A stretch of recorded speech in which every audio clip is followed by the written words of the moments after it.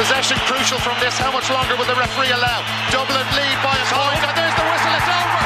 It's over. We earned it by winning the last 2 matches on the road, and that's not going to be taken away from us. But what I love in hurling, I love players that will never give in. He hits it. It's over the bar. Oh, holy Moses. Hello, welcome to the RTÉ GAA Podcast. It's All-Ireland Final Thursday. Is that a thing? It's not yet. We'll make it a thing. It's All-Ireland Final Thursday. And myself and Rory Neal have been joined by rival factions. We've Shane Dowling, All-Ireland winner with Limerick, and Jackie Tyrrell, All-Ireland. You've won a couple of All-Irelands, Jackie. You have, yeah. All-Ireland winner with Kilkenny, Jackie Tyrrell. How are you doing, lads? Very good. Good, Mikey. Can't wait for Sunday. Oh, yeah. Looking forward to it now, I have to say. Yeah. It's been a long time coming around all the way to the middle of July.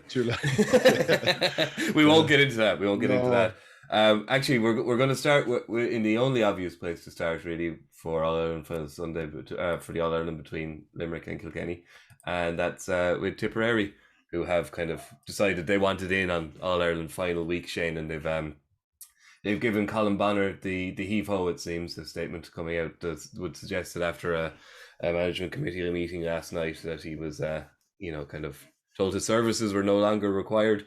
So Shane, I think, it's never nice to see somebody kind of put out the exit door, but it was kind of a strange appointment all along. It kind of felt like Tipperary let a couple of their leading candidates go elsewhere and were kind of left a little bit in the lurch this time last year, really. Yeah, and I think that's exactly it. You know, when that appointment or when Liam left, I suppose people looked at who's going to get it. A lot of the bodies that would have been front runners had gone elsewhere, and it was left to Colin. And I don't know much about the guy, to be honest. I suppose over recent weeks the vibes haven't been that good, and so the bottom line is there's 4 games a Munster this year, and none of them were won. But I suppose when you say that, then I know I see John's interview there, John Kylie's interview during the week, where he said that in 2017 he had 2 championship games and lost both. And that he wondered, was he going to get the heave-ho as well or whatever, so a lot of it probably comes down to the players nowadays and what their feedback is or was as well. So either way, one way or the other, Mikey, they'll be looking for someone new who's going to replace him again. There's a lot of bodies still elsewhere. So I'd say the next couple of weeks, that'll be very interesting to see who stays where. Yeah, it could be a bit of a merry-go-round. Jackie, there's Jackie was late coming on the call there, Mikey. I have a feeling he might have been dusting off the CV there. Was he getting ready to take over the Tip job? They didn't give him the Cork job, so he's going to get the Tipperary job. You keep applying, lads. Eventually, you'll get some job somewhere. Jackie, it might not be for you or any stripy man, but I know they lost, every game in Munster. But this is the Tipperary job. This should be attractive to somebody. Like, there's not like there's a shortage of good hurlers in Tipperary, or the opportunity for growth and success. It's Tipperary, for Christ's sake. No, it's still a very attractive proposition for anyone out there or internally in Tipperary. I suppose when you've seen Tommy Dunn and particularly Paul Curran, who's really in his first year there with that management team stepping away for whatever reason, it was a good sign. And I suppose the natural thing after that was to happen was that Colin was going to leave, so I wasn't surprised to see that this morning. I suppose although a few guys have gone other counties and Liam Cahill and that, you still have plenty of candidates. Just thinking off the top of your head, you've obviously Brendan Cummins doing a great job at the 20s. Willie Maher went for the job before. He's done a lot of good stuff as well with underage there as well. And look, there's a lot of good coaches in Tipperary. You look at James Woodlock, what he's done with the minors as well. And even if you think that Tipperary team that have won multiple All-Irelands back through the years, a lot of good guys there, good candidates there. It's good former management team. So I think they're doing a big review as well. I don't think they'll jump into that. And that's probably one of the pluses of the All-Ireland being so early this year, that you probably have maybe a month or two more to play around with. Sit back, have a look at what went right, what went wrong, who are the possible candidates, and let's sit down and have a conversation with them and see who the best person is.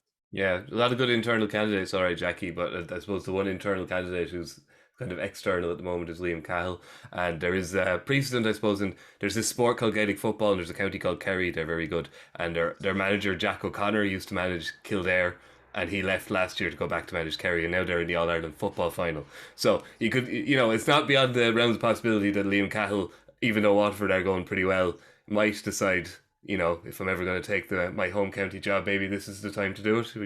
Could you see him doing it?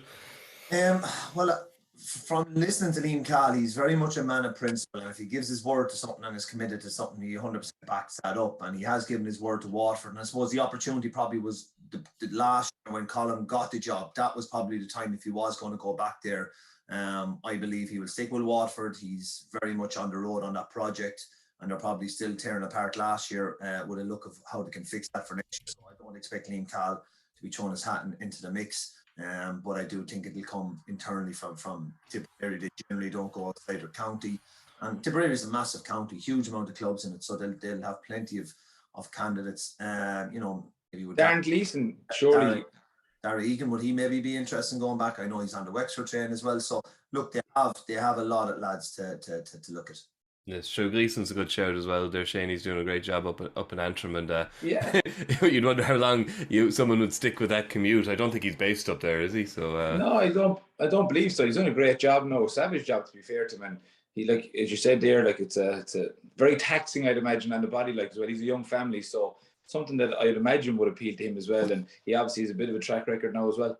Yeah, Babs Keaton would be a great one there to throw in the mix back in. Can't bring him back. Throw back to the good old days. Rory, obviously you'd hate to lose a good co-commentator and podcast host. Brilliant. And he wouldn't co-commentator. He wouldn't like us to be talking about him in his absence. But Brendan Cummins is surely a candidate, isn't he? 100% he is. Like, if there's a time for Brendan to go after the job, when is the right time? That's always the question. I'd say a lot of fellas, when they go on and take these jobs, they have to ask themselves. And I'd say from Brendan's point of view, he's done a year with the 20s. What a lot of counties are doing now as well, and I think it's the right way to go. Limerick were very similar, with John starting off in the underage ranks and moving up through into the senior ranks. You've seen it with Pat Ryan also being promoted up through the ranks. You've got James Woodlock, who did a fantastic job with the minors, probably gave us one of the moments of the year with them winning the minor All-Ireland. So if you were to look at a sort of a natural pathway and a progression, you would suggest that maybe Brendan steps from 20s to senior and Woody goes from minor to 20s, and then they probably bring somebody else in. And that would continue a really good progression pathway from a Tipperary point of view. And I think it's what a lot of counties tend to favour, rather than parachuting somebody into a system and having to try and hit the ground running and get their bearings from scratch. So I think it's probably tailor-made for Brendan. He mightn't necessarily like us tossing his name around. He would certainly, if you looked at the way their under-20s played, like I thought they were extremely well coached. They beat a very good Cork team. They went really close with Limerick in that Munster final. And I think he's a very, very shrewd hurling brain on him. And I think he'd be, in my mind anyway, the front runner, I would imagine, at this stage. And we'd be very, very disappointed to see him go. But look, that's the nature of it. Shane, would you join him on the sideline, and then you could hopefully have an away game in Ennis, first round of the Munster Championship next year? You could be his coach, Shane. I said he wouldn't even get as far as Ennis to Thomas, Mikey. All right, let's get on to Sunday. Limerick chasing 3 in a row, obviously. Kilkenny looking to end the famine. The only place to start, really, Shane, is the fitness of Cian Lynch. A lot of reports, certainly no confirmation. So you're going to give us confirmation now, aren't you? Is Cian Lynch fit for Sunday or not? It's only all a spoof, Mikey. They're trying to get inside everyone's heads, have him gone round in a boot and have him think he's missing. No, listen. Believe me or believe me not, the first I heard about it was not when it broke yesterday. I did hear it on Tuesday. The rumour started going around. It was obviously in the a couple of national headlines there yesterday, and obviously there was a WhatsApp picture going around of him in a boot. So did something happen to him? I would imagine the answer to that is yes. Right, that's the obvious way. But if you're to listen, if you're to believe what's out there, it looks as if you're going to miss the game. Obviously the management haven't confirmed that. Will they confirm it before Sunday or not? I don't know. but obviously it's a big worry for Limerick. The only thing I'd say is that it would be a bigger worry if he was playing all year and he had that type of form coming into the game that he had last year. They've basically played the whole year without him anyway. I think forgetting about Limerick or 3 in a row the All-Ireland final, if he is to miss the game, I actually feel very sorry for Cian, forgetting about everything else. Like, he's just had a very, very tough year of it. He was obviously just coming right, and then a new injury again. So obviously it's just very, very disappointing for him. But it's a big loss for Limerick, but not as big as it was if he was starting. Yeah, and he it's unlikely he would have started even if there wasn't an injury or not, Shane, is it? Don't know about that, Mikey. Don't know about that now. I think he would have started, to be honest. I think he was going down that's the road I think it was going. He was going to start. Yeah. It's a shame, all right, Jackie. And, we always heard the stories, the famed stories about, Kilkenny training sessions in Nolan Park, and there'd be skin and hair and leather flying. And rarely enough you get it, like an injury like this, in the run-up to an All-Ireland final, somebody missing out because of an injury at training. It's really unfortunate, isn't it? It's so unfortunate, Mikey. When you think of like our greatest day in the sun, which is the All-Ireland final, you want the greatest players playing it. You want your Reid, you want your Tony Kellys, you want your Cian Lynch. And if it is true and he misses out, it's so unfortunate. It's heartbreaking for the chap, because this is what it's all about. And I know they're going for 3 in a row. There's no guarantee Limerick will get back there. I'm sure they will.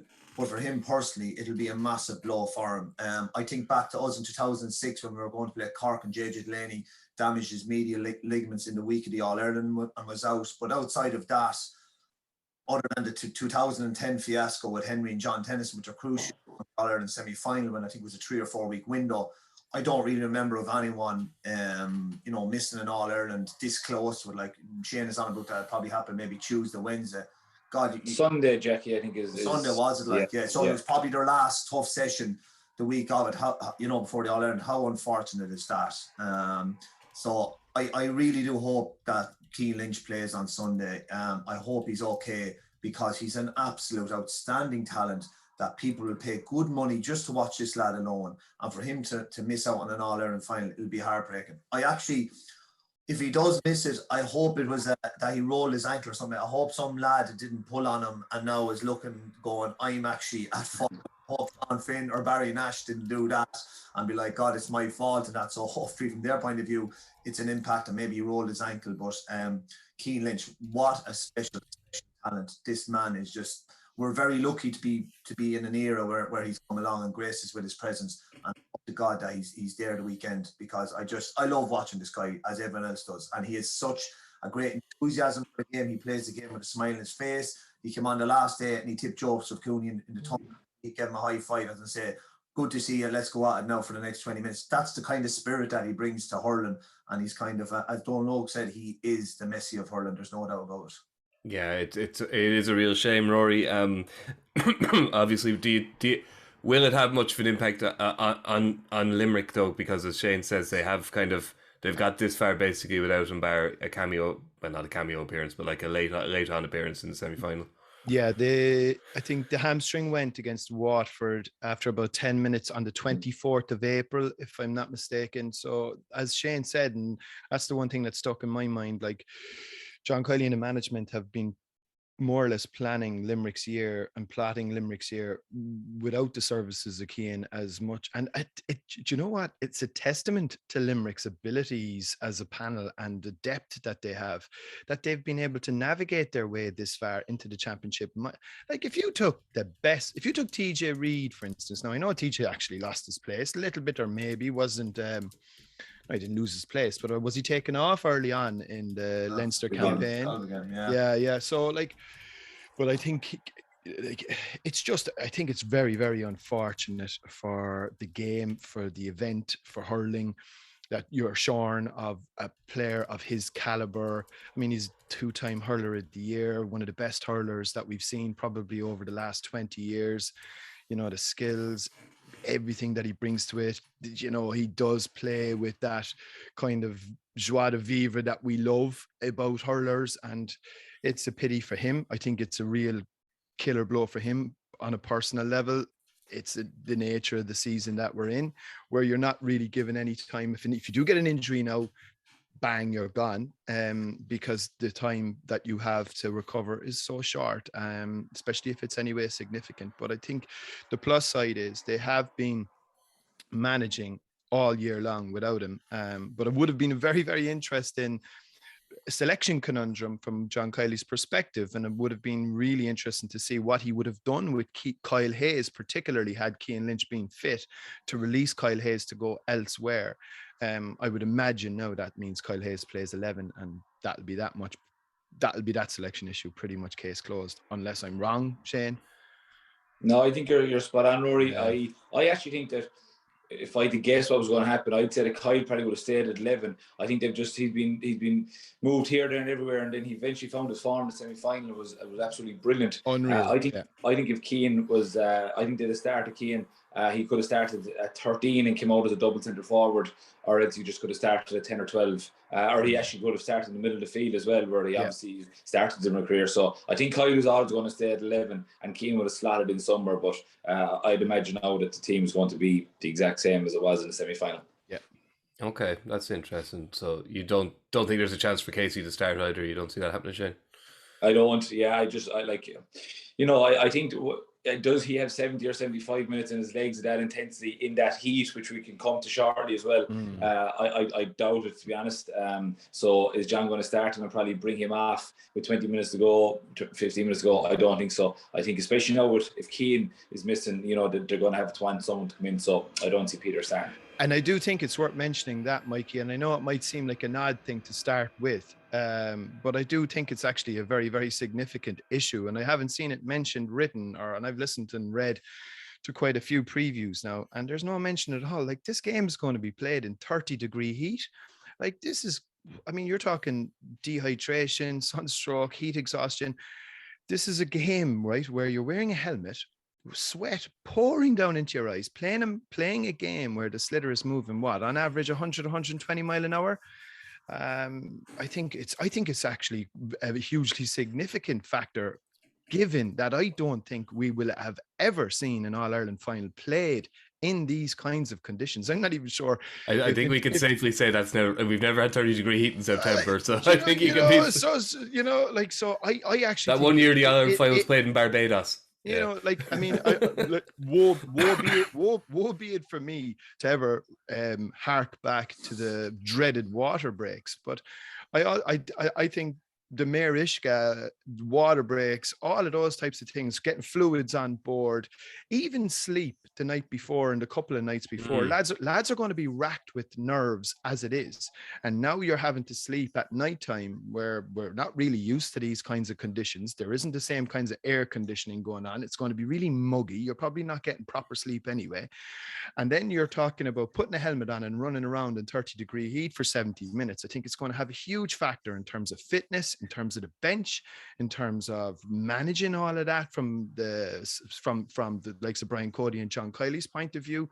And I actually think it could play a really, really significant role on the day. Yeah. Rory, I didn't sorry, Mikey, did a piece that just so we did. There was a function on Limerick there last night, and Liam Sheedy and Joe Connor, who was the strength and conditioning coach in Limerick in 2018, was at it as well. And Joe, without getting too technical, he said, the two places that you sweat the most are in the top of your head and the palm of your hands. So at the top of the head, you've obviously your helmet on, the palm of your hands, you've a hurling, obviously your spare hand is obviously clutching it out of the time as well. And he thinks that it could be somewhat borderline dangerous. Dangerous? I actually said this in a text last night, that this is actually potentially dangerous. Yeah, and he said, surely, the GA common sense, does that even exist, I wonder at times? But why can't they say, right, considering the conditions, we'll allow 2 Marishkas from both counties, and they can just throw in water bottles whenever they see fit or whatever. Something like that has to be done, surely, I think.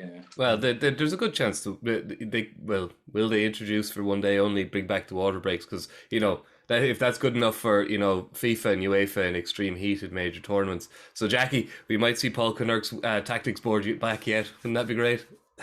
Yeah, we might look. I would rather don't bring back water breaks, but give Mayor Ishka's, and I don't think it should have ever been taken away. I know there was kind of duggery, but I think that was more in the football world. But I think it's part and parcel for the game. I think the Mayor Ishka should be allowed back in and to give some level of instruction into the team.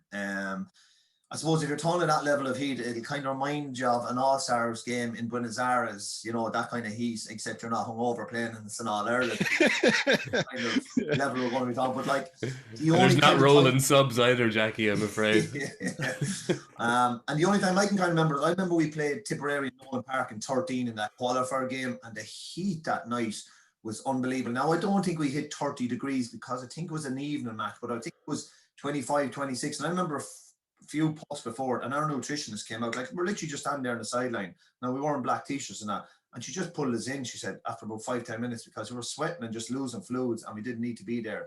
So to Shane's point, every little kind of small thing that they can do, and like these weeks are as regards sleep and all that, so it's just another challenge for the team to map the way through. Levels of experience will be important, and I was at the Kilkenny corporate night last night, and did a few questions, and that was one of the questions put to him, that there is a lot of new guys on this Kilkenny panel and about their lack of experience. But you know, I suppose it was kind of two ways that you could look at as regards some lads can kind of revel in and just kind of go with the flow, but he also he did call out that they have a lot of experienced guys, the likes of TJ Reid, Owen Murphy, and that would put an arm around these guys and bring them with them. So it's a massive week for everyone involved. And you know, I'm sure they'll all have the preparation right on the money. But Jackie, would you think it would? Because we're always fascinated by Brian Cody and whether or not he's really embraced, you know, the modern game. You know, playing through the lines. You know, short passing. Could any manager look at this and say, we don't need to be running any more than we have to? This might be the day where we do kind of play the more straightforward Route 1 hurling, because like just don't need lads running as much as maybe they would do on a cloudy afternoon in May. Yeah, it's a fair point. Look, could teams go a bit more direct and particularly use the ball a bit more smartly as regards efficiency level? I don't think it'll come into it that much, to be honest, Mikey, but there could be times when teams are just fatigued, and that level of heat and intensity, that a defender could just get the ball and lump and just say, look, I'm gassed here, I actually can't work this ball out.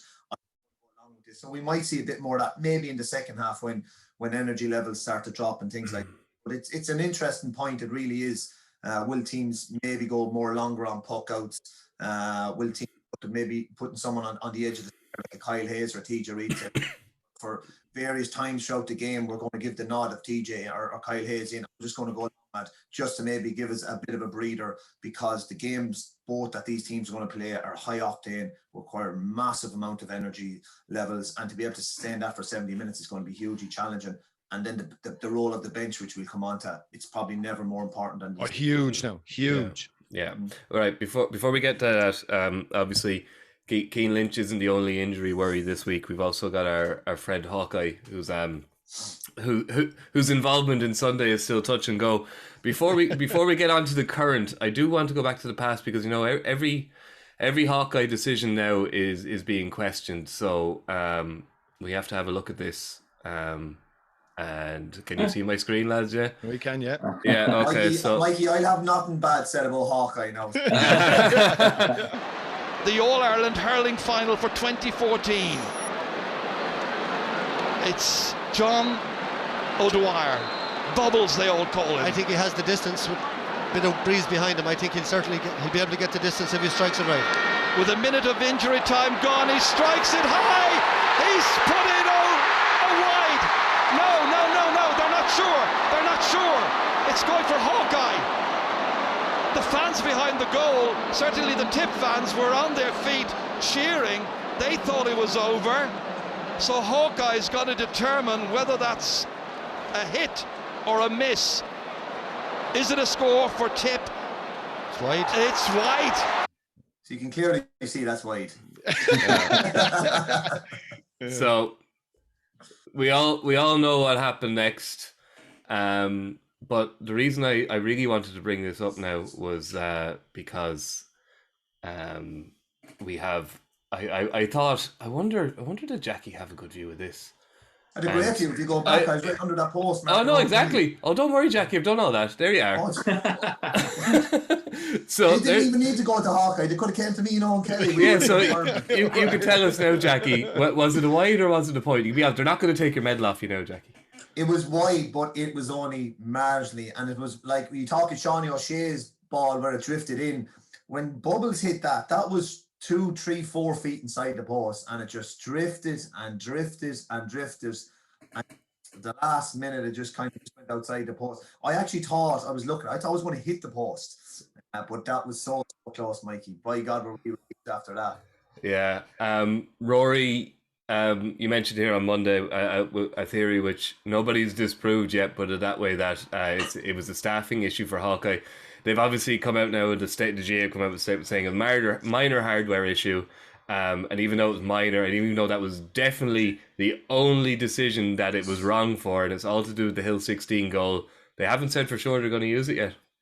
No, and it's what did Tony Soprano famously once say? More is lost through indecision than wrong decision. I think you just kind of have to make a decision one way or the other now, and the problem is people will query its integrity forevermore given what had happened. I think that's an awful shame. I think if they are confident that it works, I think go with it. It has served us well. I believe the technology does work. I think it was, look, if they're saying if there was a hard or a software issue last weekend, we can accept that. But I do think the technology works. And I think it's a huge tool, and it's massively important in a hurling context. Like, what you don't want is a 1 or 2 point game on Monday morning and people on Sunday night, Jackie and Shane, poring over different angles to figure out whether a ball flew over the top of a post and whether or not it was inside or outside, and people whinging and moaning and complaining the toss one way or the other. I think that would be an awful shame. I think Hawkeye does work, and I think if it doesn't, and if they do stand it down for both finals, I think, it's actually, in my view, opening up a greater vista for actually more controversy. If they're not happy that Hawkeye doesn't work, then I definitely think they need to look at a new score detection system. I've heard a few people, Pat Kenny, I think, was on News Talk saying, why don't they run another bar across the top of the 2 uprights and basically remove the possibility of points going over the bar from above the uprights. And you have but sure, like, that's just a totally stupid thing, because all the posts around the country are all different sizes and totally, but like, what you could potentially do though, and I definitely think this is something that they are looking at, is chipping the ball. And if you have a chip inside a sliotar and a Gaelic football, you should be able to track and plot and calibrate and configure the trajectory a lot better. And that might help, but it might be a different type of score detection system other than Hawkeye. I think in the meantime, test the bejesus out of it today, tomorrow. I don't know who's in there doing the tests. Jackie, did you get the call up there for flaking a few slitters over the bar? You wouldn't have scored too many points though in your day, would you? You'd be good for a wide or two. They're looking for the wide or two, yeah. They're bringing shade if they want them over the bar.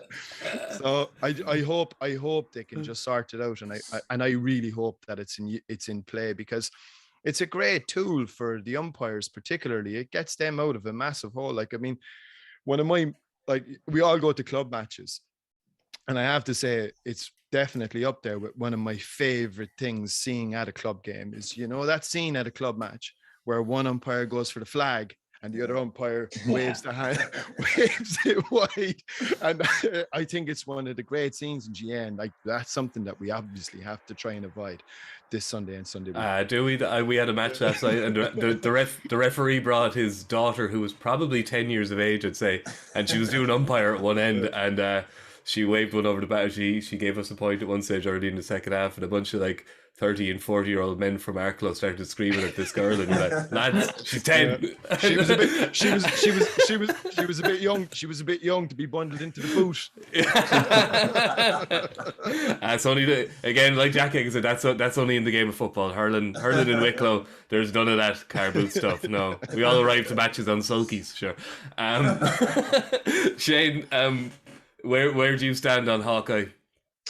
I think my biggest issue with Hawkeye, maybe I'm wrong here, but do you know when it goes to Hawkeye and no one knows, am I right in saying that anytime it detects that it's hit the post, whether it's over it, inside or outside, it just goes wide? Yeah. So I think there's been numerous scores got over the years where it's gone over the bar, but has maybe, higher than the hits the virtual post for it. Right, exactly, right. But it's clearly inside, but it shaves off the pole, and they're giving it as a wide ball. That's something that I find hard to understand. They're clearly pints, but they never seem to be given. So, where do I stand on in terms of this weekend? I think it's straightforward, really. If they can 100% trust it and know that it's working fine, you use it. But if it's not working and they're afraid that dodgy calls will be given, well, then they can't use it. It's somewhat straightforward for me. And they need to, I think, if you talk about, Rory, the players sleeping the night before in the heat. Can you imagine Colin Nines' umpires trying to sleep this week with the heat and then worrying whether they'd have to use the hot lights or not? But take the white coats off for a start, lads.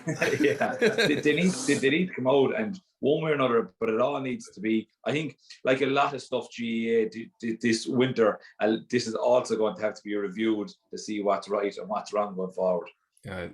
Okay, we're about a half hour into this podcast now. I suppose we might as well start talking about the match. It got to that stage. Jackie, I suppose, the roles are reversed from your days. Kilkenny are the kind of the young and coming team here, I guess, as you mentioned, not experienced in playing in finals, coming up against a team chasing 3 in a row. It is a real role reversal, and it's a role reversal for Brian Cody as well. And do you think like that's something he'll notice? Do you think he's coming in with a team who aren't, a team who aren't like proven winners, who aren't going for multiple All-Irelands? Most of the players, maybe some have won, a lot have none, etc. Will that impact on how he'll approach this game in any way, and how he'll set up training, or how he'll consider the challenge that is Limerick? Well, he's definitely he has agreed that Kilkenny have come in under the radar, and I seen his media day that he had mentioned that Kilkenny weren't really seen as All-Ireland contenders this year. Excuse me, and he agreed for the reasons why. So he's definitely noticed that. Will it change his approach or how he goes about things? In a small and kind of subtle way, it'll probably give him a bit of a chip on his shoulder with the guys. I don't think it's going to massively change his mindset or his mentality or be sticking posters up on the wall or anything like that. But I just think for the first time probably in a long while, Kilkenny are going in as not favourites. And I think he'll that will probably not give him motivations, but it'll definitely perk him up a bit, and there'll probably be an extra little bit of fire in his belly the last week or so. And it is interesting that Kilkenny aren't the favourites. But Limerick are going for 3 in a row, but there is the view that maybe Limerick have come back to the pack a small bit, and that Kilkenny are probably in an awful lot better place than they were last year, and particularly at the earlier stages of the round robin. But more importantly, they're now comfortable playing a game that suits their needs and suits the players within it, and the players seem comfortable and they all seem to know their roles within it, and there's a lot of fluidity within the team as regards the movement and rotation of the forwards and that. So Brian never bought into any of that kind of stuff, but I do think it'll feed into his psyche a small bit this past week or 2 weeks. And what I found very interesting, I see the Kerry footballers aren't having an open day. Kenny normally traditionally the Friday before the All-Ireland would open up training for just to let kids in and things like that. That's not happening.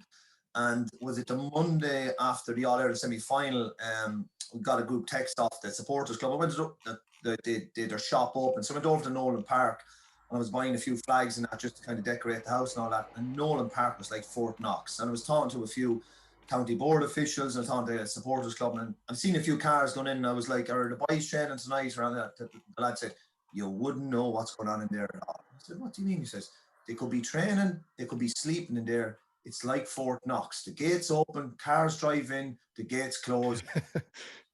And I said, you know what? That's kind of Brian Cody. He's circling the wagons. He's pulling the troops together.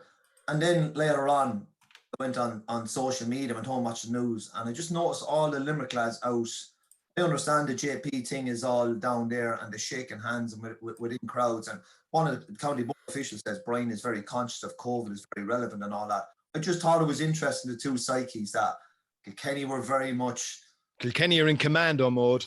Yeah, they're gone into the trenches, Rory. And look, I understand there's a JP connection, but I think I counted that in between 10 and 15 Limerick players out mingling among fans on the pro-am. I just thought it was interesting. And I know there's probably maybe a prerogative there or a commitment that Limerick-GAA have to give back to JP, but I just thought it was quite risky if one of them pick up COVID and are have to down tools for a certain isolation period depending on the vaccination status. But so I think that kind of stuff kind of made me realise, maybe Brian is maybe a small bit feeding into his psyche that, Kilkenny are probably not written off, but definitely not favourites for it. Yeah, that's interesting. It's just a shame. See, another consequence of the condensed season, Jackie, the Irish Open in Mount Juliet coincided with the hurling semi-final, so the lads couldn't get out for a bit of golf because they were busy. The final round of the British Open is on Sunday. It's going to rain up against the Ireland final, and there could be an Irish fella in contention. Lovely jubbly. But anyway, yeah. I thought to myself, if the pro-am was in Brian Cody's back garden, I'd say close the curtains. Jackie, you talk about the lads walking around their manner at the pro-am. Am I not right in saying that a lot of the Kilkenny lads were above in Kilkenny at the golf on the Sunday? No, there was a few out, but they weren't out like shaking hands and among people and things like that on the Sunday. No, not to the. Like I counted 15 at least Limerick players out. I think there was 2, and they weren't out in the course meeting players or anything like that or shaking hands. Right. See this golf wars before mind games. I love it. Before who'd have thought that golf would have come into a Limerick and Kilkenny hurling? Never know, Mikey. What have we become?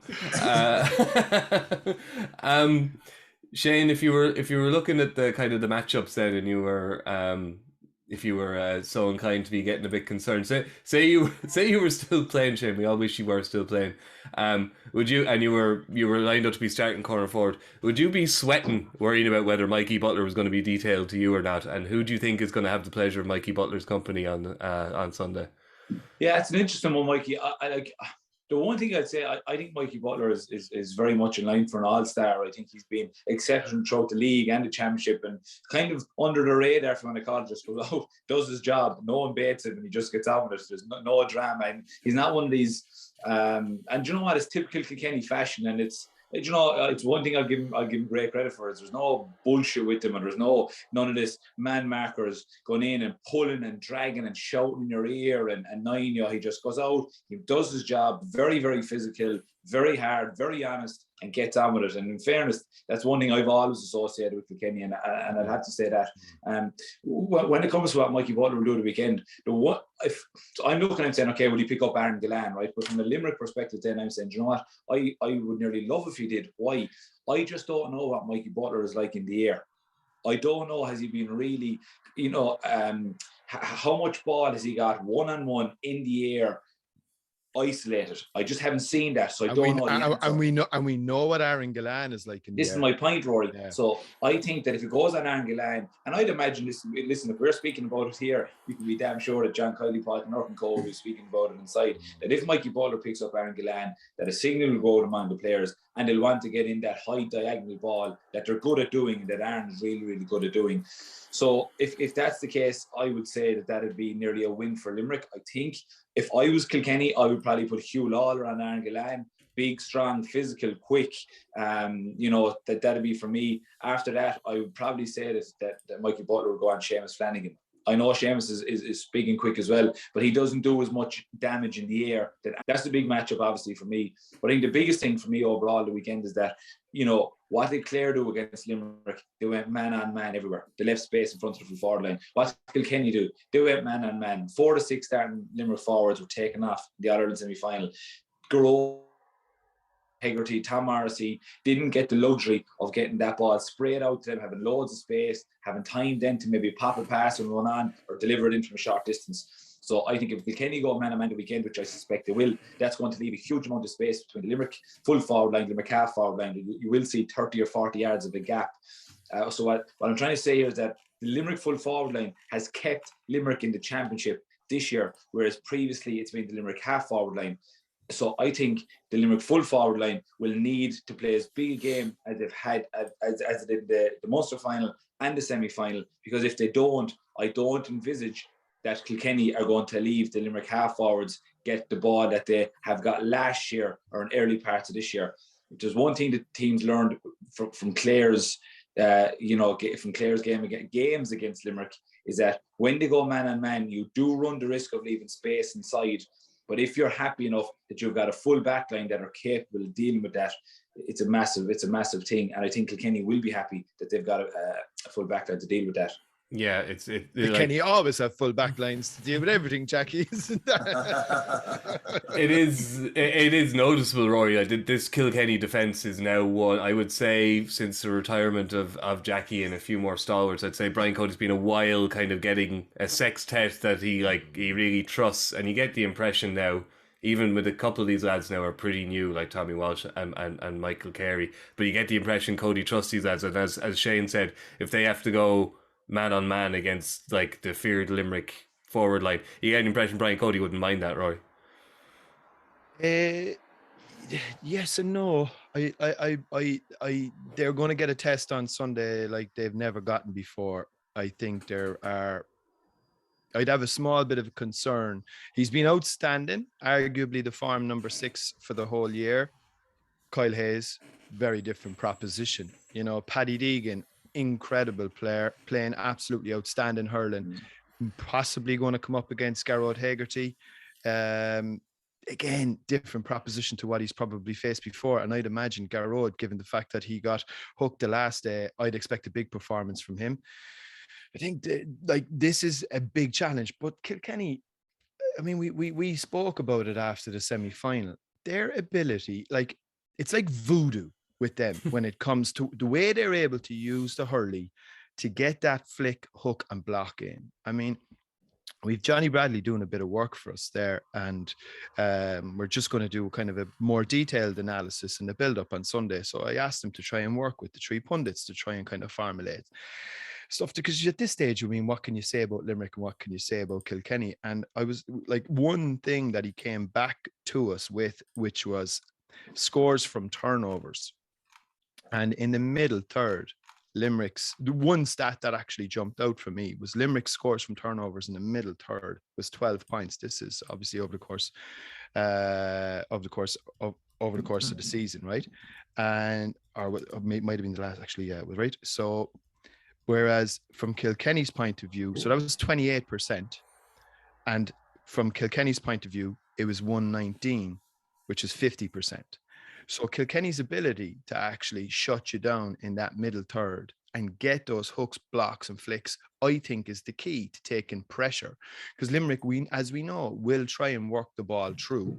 That's just the way Limerick play. Everyone knows how Limerick are playing and how they will play. It's just no one has been able to stop them from doing it. So I think Kilkenny will actually look to try and put a lot more heat and a lot more pressure in that middle third to shut the ball down and take as much pressure off their defense as possible.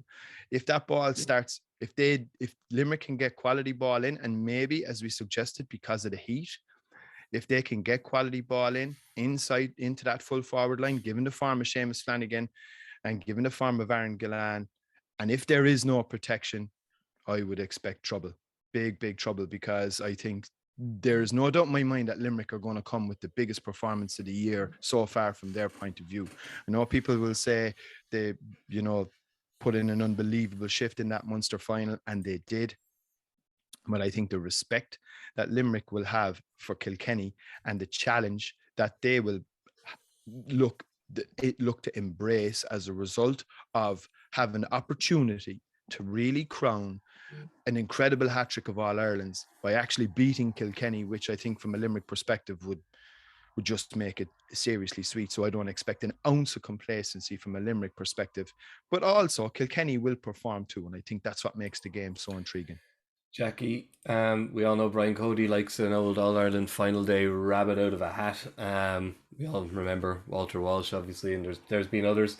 Do you foresee any with what Rory's saying there? Perhaps Kilkenny do need a little help shoring up at the back, or maybe kind of the horses for courses. Could we see the lesser spotted, possibly extinct David Blanchfield reappearing, or is there anybody else you could see that maybe Brian might throw in and say, you know what, this is the match for a guy who has a point to prove? Yeah, look, traditionally Brian has always done that, but I think the surprise for Brian this year will be that there'll be no surprise. I think he'll roll the dice with the 15 again. I would have liked to seen Richie Hogan get some of the game time in the semi-final, but Brian doesn't do sentiment. He doesn't do easy minutes or a garbage time game. But I'd say Richie Hogan could appear the weekend because I do think we will need him to beat Limerick, and I do think there'll be stage in the game and his experience and his craft and his know-how would be invaluable to be thrown into the mix. Do you see be like a rabid animal if he sees game time? I'd say Jackie Willie after all that time sitting on the bench all year. Yeah, you'd imagine he's just chomping at the bit, and he has had some hamstring injuries, but I think he's got a good run of it the last while. So, but I do think, and Shane makes a very good point about the Aaron Gallan piece. I would see nothing but Hugh Lawler. I'd say Brian would have been saying to him Sunday or Monday morning, Hugh, Aaron Gallan, just get him in your head and be ready for him Sunday week. I'd say the Mikey Butler thing could be on the Seamus Flanagan. And look, it's purely Hugh Lawler always keeps the forward outside of him. So he's always in between the goal and the forward. He's great at that kind of position and is exceptional in the air. And what is Aaron Gallan? He's exceptional in the air, but he's exceptional at slipping in at the back of the defender and catching that ball. Hugh is very good at keeping him in front of him, which is really, really important. So it's the old Russian roulette thing. Do your half-back sit back and mind that space and then give Limerick half-forwards to pick you off, shoot from distance. I don't see that happening. Galway didn't see that happen, so you push your half-backs out and you press them really hard and high up the field. You leave the space at the back. So the key thing for that is, because the Kilkenny full back line is good and they're stubborn, but if the quality of ball going in, and if Limerick and Declan Hannon and Dara Donovan have half a second to get their head up and flick a little ball into the corner, as a defender, you're at the mercy of your half-forwards and midfielders to get to those guys and put them on the back foot and lay that ball in to give your defenders a chance to get up tight and maybe even out in front. That will be the key thing. If Kilkenny can put enough pressure on their key distributors, the Diarmuid Burns of this world, the William O'Donoghue, and give their defenders a chance, that will be key for Kilkenny holding out this attack. But the matchups are key. But the one for me, and you kind of touched on it, Rory, I think we have enough to kind of match up physically with a lot of lads and maybe contain them. But the Kyle Hayes one for me is a serious conundrum. He's the big problem in the whole country that physically, I was trying to think during the week, of Garrod McInerney, who physically could probably match him. I don't think there's too many lads that if he gets the ball is able to hold him up.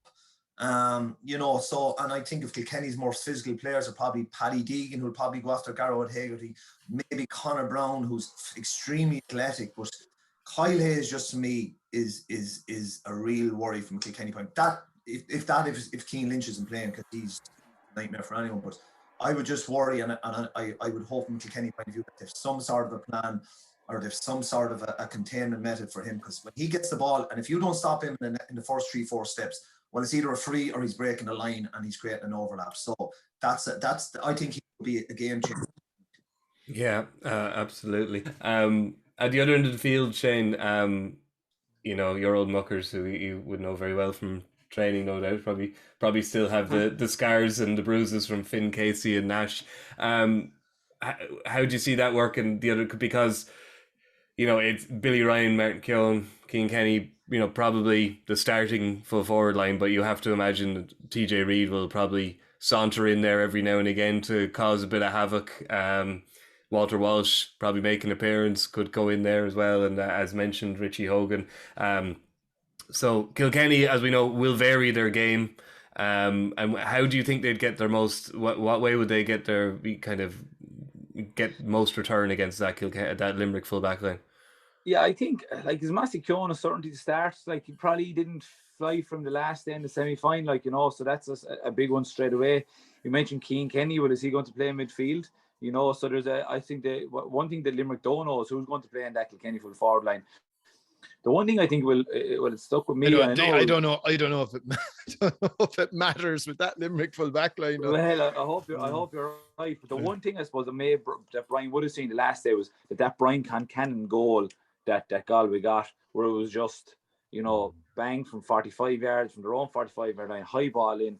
Mike Casey got caught and goal. Now, in fairness to Mike, he hasn't got caught all year. You know, he's had a couple of encounters with Peter Duggan, which is no easy task, you know, and Mike, while he's a bear of a man and so strong and physical, whatever, like he wouldn't be the tallest, and Peter would have had a good bit of height over him, but he was well able to deal with that. But I think Brian will definitely think that there might be an opportunity for that to happen. And could you see TJ go in there at some point in time? 100%. Like TJ is, if he's been nothing else this year, he's been unbelievable in the air. Some of the catches that he's done in the Leinster final, the semi-final, was unbelievable. The one thing I'd say is a lot of the balls he caught, though, were out around the half-forward line or out around the middle. So it actually, you know, he won a lot of frees with him, but I think if he's able to catch them balls in around the edge of the square, obviously there's opportunities for goal. Another thing as well, just a small thing that he brings differently, is he's that Kitog hand that, you know, Limerick might come across too often, you know. So I think that's something that Brian will definitely look at. After that, I think Billy Ryan is a serious yoke, to be fair. I think if he can turn and run at you at all, he's very quick, he's very dangerous. But turning Sean Finn and turning Barry Nash it's one thing saying, it's another thing doing it. But one big thing I'd be interested in seeing that with Barry is that, like, he's probably hurler of the year in that discussion at this moment in time. But the one thing I'd say is that whatever teams are doing, they've no interest in marking him. They've no interest in actually saying, let's see what Barry Nash is like as an actual defender, not as a person to receive a puck out or as a distributor, but as a defender. So I'd love to see, but I wouldn't love to see, I'd be interested to see can you turn him?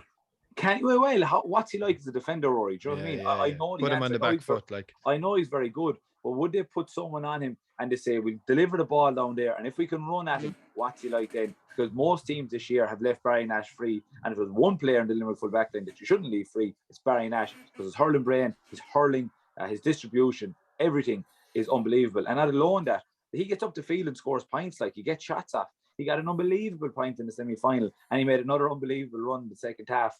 And my case was also far up the field in the semi-final as well. So I just think, will they actually try and shut down probably the best distributor, definitely in the full back line, and one of the, you know, in terms of the six backs that Limerick have, he's definitely himself and Declan probably, and Diarmuid as well. The distribution is unbelievable. But if they leave them free, it wouldn't make sense for me. What's that, like Jackie putting Owen Cody over on him maybe, and would Owen Cody give him a different problem to solve? Well, I do expect Kilkenny to, for a lot of the time, have two up top, and that will vary between an Owen Cody and maybe a Mossy Keown, a Billy Ryan tandem. But I do expect the time that the three go in on him. Owen Cody is probably our most potent inside attacker. Billy Ryan is very, very unique in that he won't get any more than 5 or 6 possessions in a game. But if he gets the ball 3-4 times and he's within the 21, he has blistering pace and is very direct. But to be fair, the two Limerick cornerbacks are exceptionally quick. So he's very unique like that. He could touch the ball 3 or 4 times and get 1-1 or 1-2. As regards the kind of the shape of the forwards, I do Cian Kenny will go to midfield. I expect Adrian Mullen to go out to see if he can get a bit of joy out Dan Morrissey, who probably is having one of his quietest years. And Tom Monaghan got a bit of joy on that wing. So I do think they'll look to maybe seeking to get a bit of joy there. But I expect Owen Cody to go in. But I suppose the beauty of this Limerick defence, they don't really change a whole lot. They do mark zone. They don't earmark guys for close attention or man-marking guys. So whether Owen Cody goes to 13, 14, 15, I think they'll just pass them through the lines, and they're quite comfortable to that because their full back line is so exceptional at that. But I did notice with Kilkenny, and a lot of the balls that TJ did catch, he wasn't at 11, he wasn't at 14, but he was kind of in between both. He was almost on the edge of the D or a little further out. So you're kind of, does the 3 pick him, does the 6 pick him? And sometimes Paul Flanagan ended up picking him and he got some balls. So there probably are little small pockets within that 6 backs for a bit of space.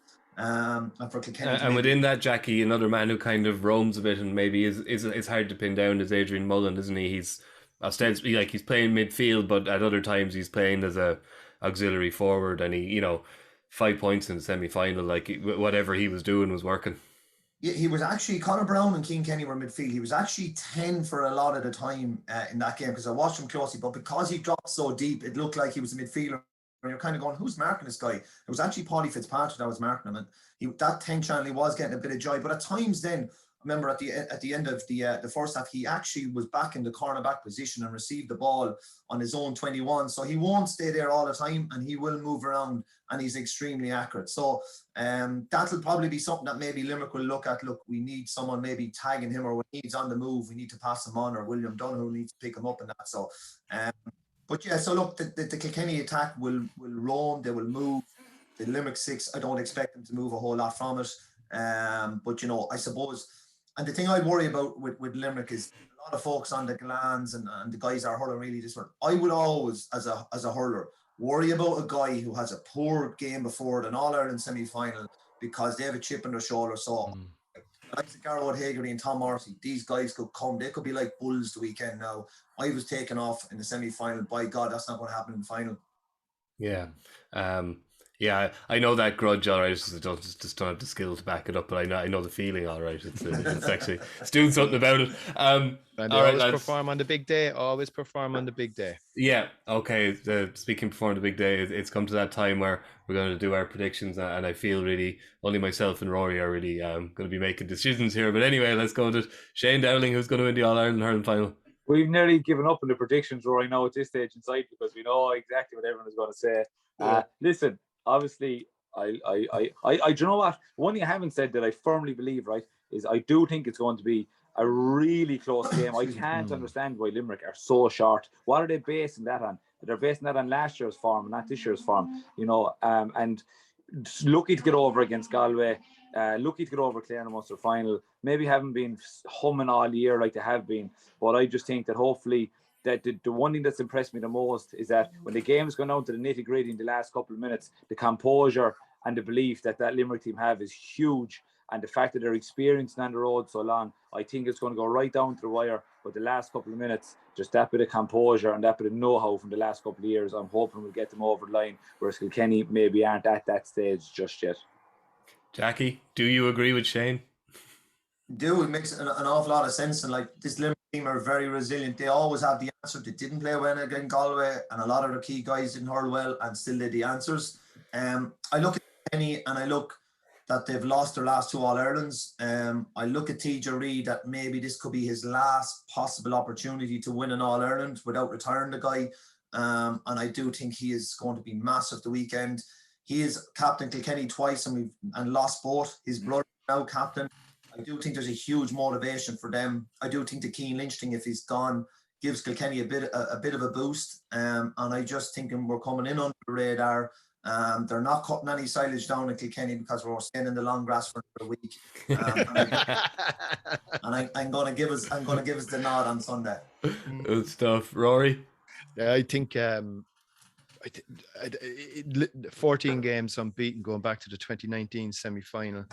It'll be 15 if they win on Sunday, and that semi-final I think really does stick in their craw a small bit, but in a way maybe it was the best thing that ever happened to them because it possibly propelled Limerick on to make sure that nothing like that would happen again, where I'd say they probably felt they were the better side, didn't win the game.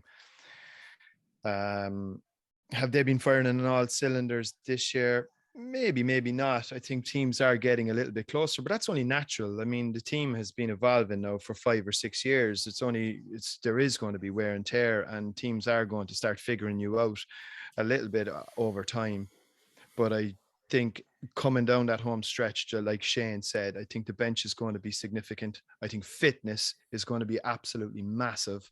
And I think on both counts, I think Limerick have a little bit of an advantage, but I don't see it being anything other than an unbelievably tight game, given the fact that Kilkenny are Kilkenny and they always perform on the big day, but Limerick to win. Okay. I genuinely, I'm finding it hard to decide. If it wasn't the All-Ireland final, I'd be using Rory's line of saying we could be seeing penalties here. But I'm gonna stump for Kilkenny. I just have a feeling that it's going to be, as Shane said, it's going to be a tight game. And then there's one man on that Kilkenny sideline, and there's a few players in that Kilkenny team who they don't lose too many tight games. So I'm gonna stick. We're going down provincial lines here, lads. It's going, yeah. We're going Leinster, Munster. It's the Munster hurling discuss, Jackie. No,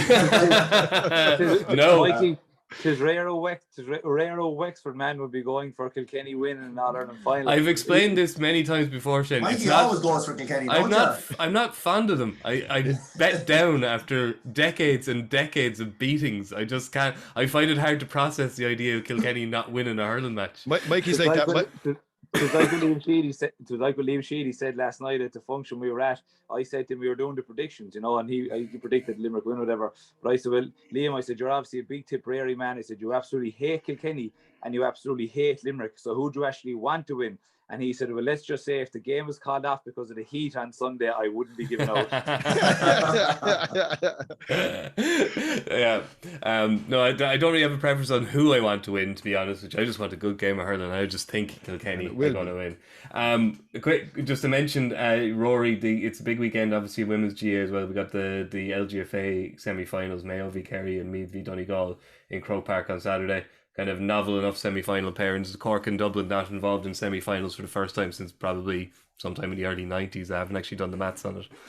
Adds a huge amount of novelty to it. And 2 games, hopefully we'll get a reasonably good crowd. Scheduling, you'd be kind of saying pairing off the 2 semi-finals in the same weekend as the All-Ireland hurling final. But anyway, I think it like the fact that Cork and Dublin are out. Now, obviously, Meath are still there. Probably will still be favourites. You'd expect them to get over the line, but I think it adds a huge amount of novelty to the whole thing, and hopefully 2 good games, and if we might even get a novel winner. Yeah, it was a bit like the men's football. There was like a couple of shocks, a couple of different teams in the finals, no harm. And then at Camogie on RTÉ on Saturday, we've got the Camogie quarterfinals, Waterford v Limerick and Kilkenny v Dublin. So the lads' counties are both in action there. With busy day. It is. It's a busy weekend. And they're in Thurles. So is Hawkeye going to be or are they in Páirc Uí Chaoimh or Thurles now? No, that's in Thurles. Yeah, Thurles. Yeah. There is Hawkeye there, but it's a sort of a very slow Hawkeye. He squints. This Hawkeye takes his time. He wants to get the decision right. Well, all right. Well, hopefully everybody gets their decisions right at the weekend. We're definitely looking forward to it. A shout out actually to my farm. I do hope he has a good game. Is Cullum Lyons. He's a former club mate. I was very good friends. I was in school with his brother for years. It's a big honour, I think, for Nemo Rangers to have an All-Ireland referee, and I do hope he has a good match. I think someone said to me, I don't know whether it's true or not, and I think he's the first Cork man to referee an All-Ireland hurling final since who? Frank Murphy. Yeah. Oh my God! Really? Back 1981. Yeah. So is Dermot Corwin at Cork? Did he referee? Well, that's a dodgy one, whether Dermot Corwin is from Cork or not. All right, okay. Would Frank have been across all the rules now? Well, Frank can be good on the rules. No better man. Yeah. Now, the one thing Colin Lyons will be worried about is if he hears Hawkeye in his ear on Sunday, he'll see him freeze. Anyway, we'll leave it at that. Shane, Jackie and Rory, thank you very much, and we'll be back on Monday. Obviously, you can follow the games on RTÉ Radio, television and online. So we will chat to you on Monday. Good luck. Talk to you then. Crucial from this. How much longer will the referee allow? Dublin lead by a point, and there's the whistle. It's over. It's over. We earned it by winning the last 2 matches on the road, and that's not going to be taken away from us. But what I love in hurling, I love players that never give in. He hits it. It's over the bar. Oh, holy Moses.